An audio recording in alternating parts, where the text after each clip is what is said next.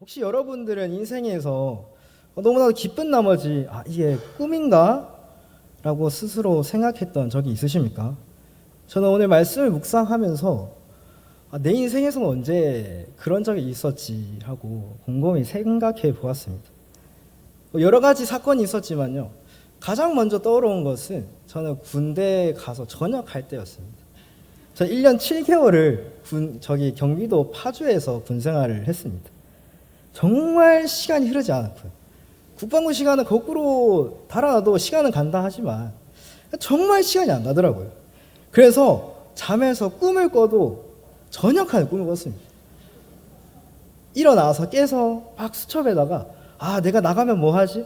나가면 어떻게 살지? 하면서 나가면 하고 싶은 것들을 막 적기 시작했습니다. 만나고 싶은 사람들도 적었고요. 어떻게 살지? 인생에 대해 진지하게 고민할 때도 있었습니다. 정말 전역하는 그날만을 꿈꾸면서 저는 그 시간을 견뎠습니다. 그리고 기다리던 그 전역하기 전날 밤이 되었습니다. 잠이 안 오더라고요. 제가 아침 6시 반에 기상을 해야 되는데 6시 반까지 잠이 안 와서 계속 뜬 눈으로 이제 밤을 지새다가 제가 있던 부대를 걸어 나왔습니다. 정말 이 문을 통과할 때 이게 진짜인가? 싶은 생각이 들더라고요. 정말 그때는 정말 꿈꾸는 것 같았습니다. 여러분의 인생에도 그런 일이 있지 않았습니까? 물론 제가 겪은 이 1년 7개월의 시간과 이스라엘 민족이 70년간 겪은 이 절망의 깊이를 감히 비교하기는 좀 어려울 것입니다. 왜냐하면 그들은 나라와 성전, 그들의 모든 것을 잃었던 사람들이기 때문이죠. 하지만 그 오랜 기다림 속에 찾아온 자유가 그들에게 너무나도 비현실적인 것처럼 느껴져서 이게 정말 꿈인가 생신가 싶었던 그 마음만큼은 오늘 이 시편의 시인을 통해서 조금이나마 짐작해 볼 수 있지 않을까요? 오늘 시편 126편의 시인이 바로 그런 마음이었다고 소개합니다. 여러분 70년입니다. 70년. 바벨론에 의해서 나라를 잃고 포로로 끌려간 이 백성들에게 하나님은 70년이 지나면 다시 돌아오게 하겠다고 약속하셨습니다. 그리고 사람들은 잊었을지 몰라도 하나님은 그 약속을 잊지 않으셨고 인간의 상상을 뛰어넘는 방법으로 그들을 고향 땅으로 돌아오게 하셨습니다.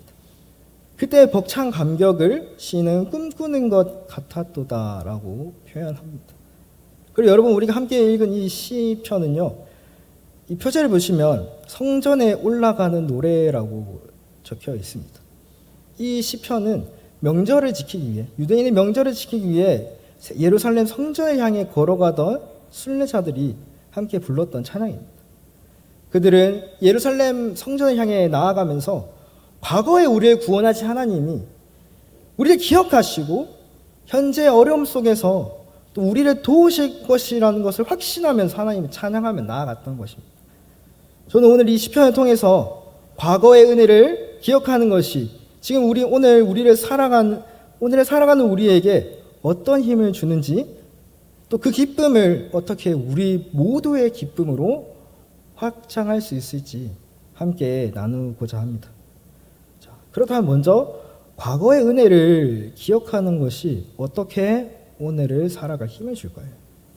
이 시편 기자가 우리에게 가르쳐주는 첫 번째 원리는 바로 1절의 고백처럼 하나님께서 베푸신 그 은혜를 기억함으로 오늘을 기쁨으로 살아가는 것입니다.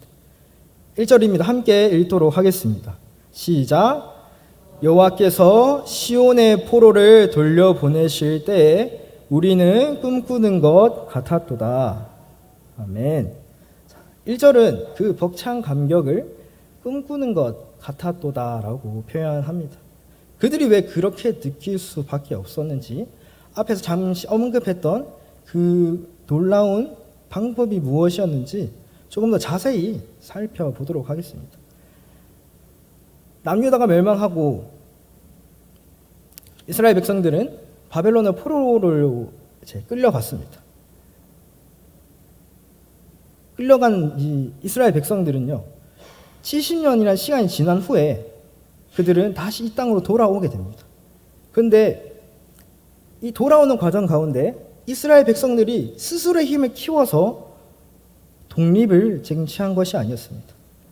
하나님께서는 페르시아라는 새로운 제국을 일으키셔서 바벨론을 무너뜨리셨고, 그 이방 왕인 고레스라는 사람을 통해서 자신의 백성을 돌아오게 하셨습니다. 더욱 놀라운 것은 하나님은 이 고레스 왕의 역사에 등장하기 150년 전에 이미 선지자 이사야를 통해 그의 이름을 부르시며 이 일을 약속하셨다는 사실입니다. 하나님의 신실하신 약속이 이 역사를 통해서 성취된 것입니다. 이러니 어찌 꿈꾸는 것 같지 않았겠습니까? 오랜 절망 가운데 그 어떤 희망조차 품을 수 없던 이들에게, 정말 돌아갈 수 있을까? 그 생각이 사치처럼 느껴지던 이들에게 이 일은 굉장히 큰 충격으로 다가왔습니다. 그래서 이야기합니다. 꿈꾸는 것 같았도다.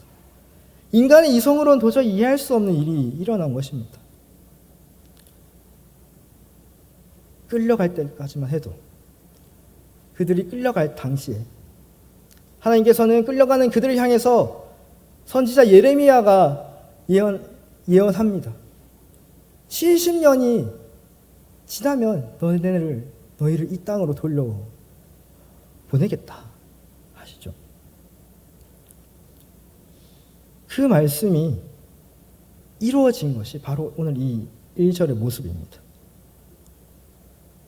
그런데 여러분, 이처럼 믿을 수 없는 이 구원의 감격은 그저 멍하니 꿈만 꾸는 상태로 머물러 있지 않았습니다. 그 벅찬 감정은 그저 생각에 머물지 않았고요, 반드시 밖으로 터져 나오게 되어 있습니다. 그것이 오늘 우리 함께 읽은 2절의 모습입니다. 2절 여러분들이 읽어 주시겠습니다. 시작.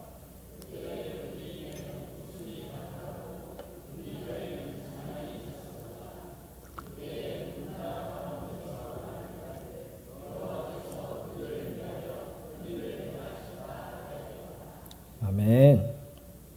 자, 이스라엘 백성들이 느꼈던 구원의 감격은 자연스럽게 웃음과 찬양으로 터져 나왔습니다. 여러분, 여기서 말하는 웃음은 재밌는 영상을 보고 웃는 그런 가벼운 웃음이 아닙니다. 70년간 나라를 잃었던 서러움과 고통 속에서 신음하는 자들이 마침내 그들의 인생이 회복되었고 마침내 되찾은 웃음입니다. 성경에 보면 아브라함의 아내 사라가 이삭을 낳고 이렇게 고백합니다. 하나님이 나를 웃게 하시니 듣는 자가 다 나와 함께 웃으리로다. 아멘. 바로 그런 기적의 웃음이 지금 이 하나님의 놀라운 구원을 경험한 이들에게 있는 것이죠. 제가 평일에는 JDM이라는 대학생 선교단체에서 이제 사역을 하고 있습니다. 제가 속한 이제 이 공동체에서 최근 이런 일이 있었습니다. 곧 군대를 가게 되는 한 지체의 이야기를 듣게 됐는데요. 이제 이 친구는 비신자입니다. 비신자인데 어떻게 이곳까지 오게 됐냐라고 물었을 때 대답하기를 자기 친구가 날마다 조금씩 얼굴이 밝아지는 게 느껴졌다고 이야기를 하더라고요. 그래서 그 친구가 이제 곧 군대 가는 이 지체의 친구가 원래 이제 저희 JDM 속해 있었는데 그 친구가 이 친구를 초대했습니다. 그래서 함께 이제 이 공동체에 속하게 되었는데요. 그래서 어떤 말로 초대했냐 하니까 여기 JDM 정말 좋은 곳이야, 이게 아니라 여기는 엄청난 곳이다, 진짜 어마무시한 무서운 곳이기 때문에 정말 각오 단단히 하고 와야 된다 라고 이야기를 했다는 겁니다. 그런데 그 말을 듣고 온 그 친구도 참 이상하고, 그렇게 얘기한 애도 참 이게 무슨 일인가 싶었습니다. 그런데 조금 더 이야기를 나눠보니까요, 이 친구를 통해서 이 친구에게 계속 복음이 들어갔고, 그 복음이 들어간 그 친구의 얼굴이 조금씩 변화되는 것을 보고 저 아이에게 도대체 무슨 일이 있었는가 하면서 궁금해하면서 저희 공동체를 찾아온 것이었습니다. 말은 이렇게 했지만 결국 그 이유는 한 사람의 변화가 또 다른 사람을 주님께로 돌아오게 하는 역사였던 것이죠. 참 아름다운 이야기지 않습니까? 얼굴이 밝아진 그 친구의 모습을 보고 이제 교회에 다녀본 적 없던 지체가 돌아오게 되었다는 것이죠. 저는 이 말씀을, 이 이야기를 들으면서 그런 생각이 들었습니다. 우리의 이런 밝아진 얼굴, 우리 안에 이 복음의 기쁨으로 넘쳐날 때 그 어떤 것보다 믿지 않는 자들에게 우리가 가장 좋은 복음의 통로가 되지 않을까 싶었습니다. 우리가 평소에 만나는 사람들, 우리의 일터, 우리 가정 속에서 우리가 정말 그 하나님의 구원의 감격으로 가득 차 있고 그것이 넘쳐 흘러서 우리의 얼굴과 우리의 삶과 우리의 행동에 나타난다면 믿지 않는 사람들 우리를 보면서 하나님께 궁금증을 가지고 도대체 너에게 무슨 일이 있었길래 그런 일이 있었냐, 그렇게 얼굴이 밝아졌냐 물을 것입니다. 여러분, 그런 삶을 살기 원하십니까? 나를 통해서 누군가가 하나님에 대해 궁금해하고 너가 가서 있는 그 교회에 나도 한번 같이 가고 싶다라고 이야기를 듣는 것이, 그런 삶을 살길 원하십니까? 여러분, 우리의 표정, 우리의 삶이 달라질 때 우리는 모를지라도 우리의 주변 사람들이 알게 될 것입니다. 2절에 보면은 그때의 문 나라 가운데서 말하기를 여호와께서 그들을 위하여 큰 일을 행하셨다 하였도다, 이렇게 이야기합니다. 우리는 몰라도, 우리는 내 안에 있는 어떤 변화를 알지 못할지라도 이 세상은 우리에게 행하신 그 하나님의 역사를 발견하게 될 것이기 때문이죠. 세상이 먼저 이렇게 하나님의 위대하심, 하나님 일하심을 인정하는데 그 은혜 중심에 있던 그 당사자의 고백은 어떨까요? 그것이 바로 오늘 3절입니다. 3절을 제가 읽도록 하겠습니다. 여호와께서 우리를 위하여 큰 일을 행하셨으니 우리는 기쁘도다. 아멘. 여러분, 2절과 3절의 결정적인 차이를 발견하셨습니까? 문 나라는 하나님이 그들을 향하여, 그들을 위하여 큰 일을 행하셨다고 이야기하지만 이스라엘 백성들은 하나님이 우리를 위하여 큰 일을 행하셨다고 고백합니다. 우리가 살아가면서 매일 기쁠 수 있습니까?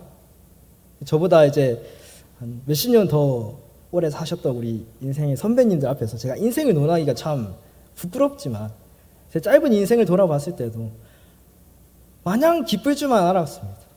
뭔가 주님을 만나고 주님을 위해 헌신할 때 저는 눈물보다 기쁨이 더 많을 줄 알았고요. 하나님께서 책임지시는 그 인생 가운데 저는 눈물이 있을까라는 생각을 한 적이 있습니다. 이 신앙을 가진 이제 예수님을 영접한 지 얼마 되지 않았을 때. 하지만 현실은, 우리가 맞이하는 현실은 참 녹록지 않습니다.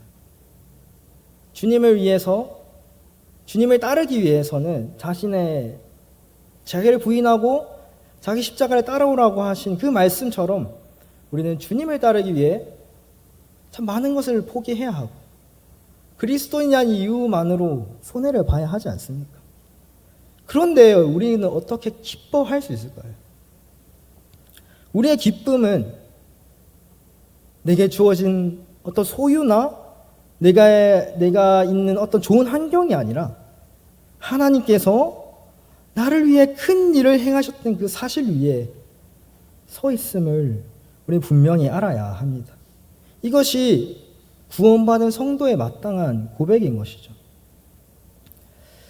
말씀을 준비하면서 참 제 일주일을 돌아봤습니다. 하나님께 참 자격 없는 죄인에 베푸신 그 은혜를 고백하지만서도 동시에 조금만 어렵고 조금만 불편하면은 불평을 일삼는 제 모습을 보면서 참 기도의 자리에 나아갈 때마다 회개했던 제 모습이 생각이 납니다. 여러분은 어떻습니까? 여러분의 입에는 이 3절의 고백이 항상 올려져 있습니까? 이 현실을 살아가는 우리는 이 구원의 감격을 참 너무나 쉽게 잊어버리는 것 같습니다. 왜 우리는 이토록 쉽게 은혜를 잊어버리게 될까요? 어쩌면 잊는다기보다 잊어버리는 것라기보다 우리의 시선을 다른 것에 빼앗기기 때문이지 않을까요? 눈앞의 문제, 내일의 염려, 채워지지 않는 결핍에 우리의 시선을 온통 빼앗겨 버리는 것입니다. 그래서 말씀은 우리에게 이렇게 도전합니다. 과거의 은혜를 기억하는 것이 어떻게 오늘을 살아갈 힘을 줍니까? 그것은 바로 시선의 전환을 통해서 힘을 준다는 것입니다. 문제에 고정되어 있던 우리의 눈을 들어 나를 위해 이미 큰 일을 행하신 하나님을 다시 바라볼 때 문제보다 크신 하나님이 보이기 시작하고 오늘의 현실을 이겨낼 기쁨을 얻게 되는 것입니다. 사랑하는 성도 여러분, 지금 무엇을 바라고 계십니까? 여러분의 시선은 어디를 향하고 있습니까? 우리의 시선을 다시 주님께 두는 여러분 되시기를 축복합니다. 그럴 때 우리는 다시 기뻐할 수 있습니다. 그리고 이렇게 하나님께로 시선을 돌려 기쁨을 회복한 사람은 자연스럽게 아직도 다른 곳을 바라보며 아파하는 이웃에게로 시선을 옮기게 됩니다. 그렇다면 우리는 어떻게 우리의 기쁨을, 나의 기쁨을 우리의 기쁨, 우리 공동체의 기쁨으로 확장할 수 있을까요? 오늘 시편 기자는 우리에게 두 가지 구체적인 방법을 제시합니다. 첫째는 우리 공동체를 위한 기도이고 둘째는 우리 공동체를 위한 희생입니다. 첫 번째 방법인 기도를 살펴보도록 하겠습니다. 4절입니다. 함께 읽도록 하겠습니다. 시작. 여호와여 우리의 포로를 남방 시내들 같이 돌려보내소서. 아멘. 여기서 우리의 포로를 돌려보내소서라고 기도합니다. 기도의 초점이 지금 여전히 그 땅에서 돌아오지 못한 이들, 그들을 향해 초점이 맞춰지는 것입니다. 자, 여기서 4절에 남방 시내들은 건기에는 빗장 마른 사막이지만 우기가 되면 갑자기 물이 차올라서 강으로 변하는 지역을 이야기합니다. 시는 이렇게 이야기하는 것입니다. 지금 우리의 현실은 이 건기의 사막처럼 메말라 있지만 하나님께서 개입하시면 한순간에 모든 것이 회복될 수 있음을 믿습니다 라고 고백하는 것이죠. 그것을 믿고 여전히 돌아오지 못한 이들을 향해서, 여전히 기쁨을 회복하지 못한 이들을 향해서 간구하는 것입니다. 여러분, 우리의 기도가 나의 필요, 나의 어떠함, 나의 행복, 나의 기쁨을 넘어서 우리의 행복, 우리의 아픔, 우리의 기쁨을 향하길 소망합니다. 하나님께서 우리의 기쁨, 나의 기쁨, 나를 향하신 구원의 은혜를 베푸셨고 그 은혜를 경험했기 때문에 이제는 다른 이들에게 시선을 돌리는 것이죠. 그런데 여러분, 진실된 기도는 단지 입술에만 머물지 않습니다. 우리가 누군가를 위해서 간절히 기도하기 시작하면요, 그 사람을 향한 긍휼한 마음이 생겨납니다. 그 마음은 우리를 기꺼이 그를 위해 무언가를 내어주는 희생의 자리로 이끌기 때문입니다. 그래서 이제 시편 기자는 그 기도를 드린 후에 공동체를 위한 두 번째 방법인 바로 우리를 위한 희생을 노래합니다. 5절과 6절입니다. 함께 읽도록 하겠습니다. 시작. 눈물을 흘리며 씨를 뿌리는 자는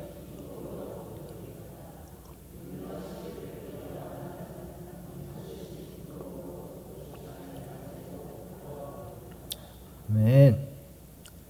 자, 우리가 농사를 지을 때 우리가 거둘 것을 기대하면서 어떤가 심거나 씨앗을 뿌리지 않습니까? 그런데 왜 오늘 이 농부는 눈물을 흘리며 씨앗을 뿌리고 있을까요? 왜냐하면 포로 생활에서 돌아온 이 이스라엘 백성들의 현실이 너무나도 매몰찼기 때문입니다. 그들이 돌아온 땅은 황무지였습니다. 그들이 가진 것은 아무것도 없었고요. 그들 주위의 대적들은 끊임없이 방해하면서 그들을 위협했습니다. 그리고 어떠한 미래가 보장되어 있지 않았습니다. 그런데 지금 씨앗을 뿌리지 않으면, 지금 먹을 것이 부족해도 지금 뿌리지 않으면 거둘 수 없기 때문에 그들은 눈물을 흘리며 씨를 뿌리는 것입니다. 당장 먹을 양식이 부족하지만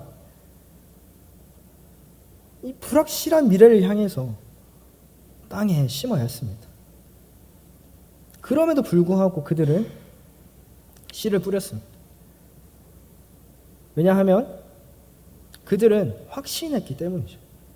70년의 포로 생활에서 우리를 건져내신 하나님이 이 눈물의 기도와 수고를 결코 외면하지 않으실 것이다 라는 것이죠. 바로 그 믿음으로 눈물을 삼키며 씨를 뿌린 자들에게 하나님은 약속하십니다.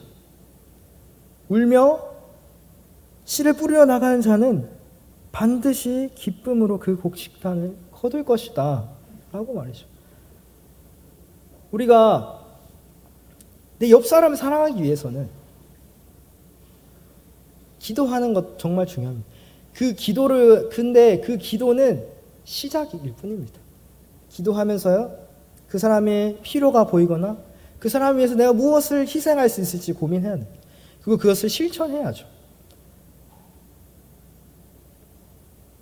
그것이 나에게 너무 버거울지라도 말이죠. 여기서 인간의 역할을 울며 씨를 뿌리는 것까지입니다.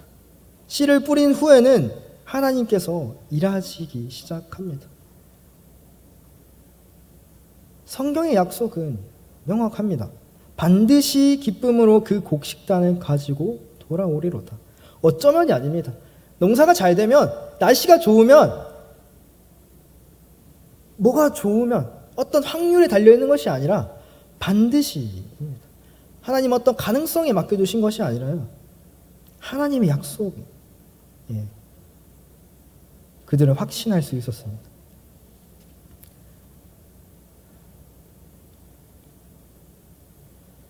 그리고 그 기쁨은 하나님을 신뢰하고 하나님을 그 약속을 확신하며 그 불확실한 미래에 분명한 하나님의 약속을 붙들고 나아간 이들이 경험하게 될 기쁨이었습니다. 눈물로 함께 씨를 뿌렸던 그들 모두가 함께 그 기쁨을 누릴 수 있었죠. 여러분, 저는 이 말씀을 보면서 제가 2학년 때의 삶에 좀 기억이 났습니다. 울며 씨를 뿌린다. 우리 모두의 기쁨을 위해서 내 것을 내어놓고 손해보는 것. 저는 2학년 때 6명의 지체들과 함께 살았습니다. 그 중에 한 명이 참 사랑하기 힘든 지체가 있었어요. 자, 1년 동안 기도 제목이 그 친구를 사랑하기 싫습니다 였습니다.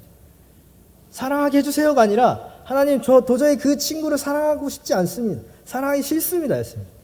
항상 그렇게 기도를 시작할 때면 하나님께서는 제 기도를 변화시키셨고 결국에는 하나님 제가 사랑하겠습니다 라고 변화시켜 주시더라고요.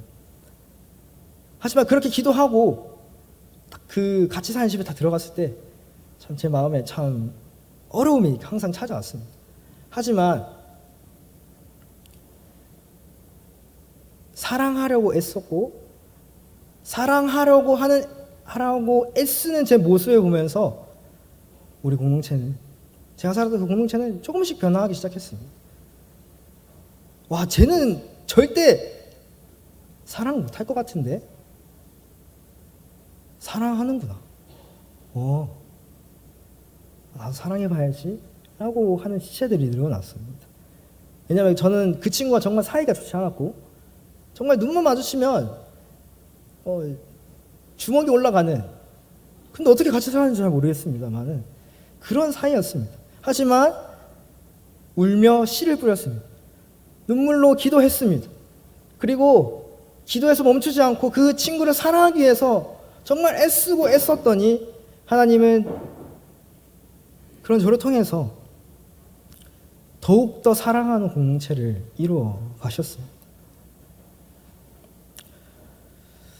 사랑하는 성도 여러분, 그렇다면 오늘 저와 여러분이 심어야 할 그 눈물의 씨앗은 무엇일까요? 제가 아까 얘기했던 것처럼 용서하기 힘든 사람을 향한 용서의 씨앗일 수 있습니다. 아무도 알아주지 않는 자리에서 묵묵히 감당하는 섬김의 씨앗일 수도 있고요. 이 척박한 현실 속에서도 포기하지 않는 믿음의 씨앗일 수도 있습니다. 힘들고 포기하고 싶을 것입니다. 하지만 그럴 때마다 이 말씀을 기억하십시오. 먼저 우리에게를 위해 큰 일을 베푸신 하나님께서 우리에게 베푸신 그 위대한 은혜를, 구원의 은혜를 다시 바라보기를 소망합니다. 그 기억이 우리의 눈물을 닦아줄 것이고요. 다시 일어나 씨를 뿌릴 힘을 줄 것입니다. 그리고 또한 하나님의 약속을 붙잡은 여러분 되시길 소망합니다. 우리의 눈물은 결코 땅에 헛되이 떨어지지 않습니다. 하나님께서는 반드시 우리의 눈물을 통하여서 기쁨의 단으로 바꾸실 것입니다. 우리 모두가 함께 기쁨으로 거두며 하나님을 찬양하게 하실 것입니다. 여러분, 이 소망을 가지고 각자의 삶의 자리에서 믿음의 씨앗을 심는 저와 여러분이 되시기를 주님의 이름으로 축원합니다.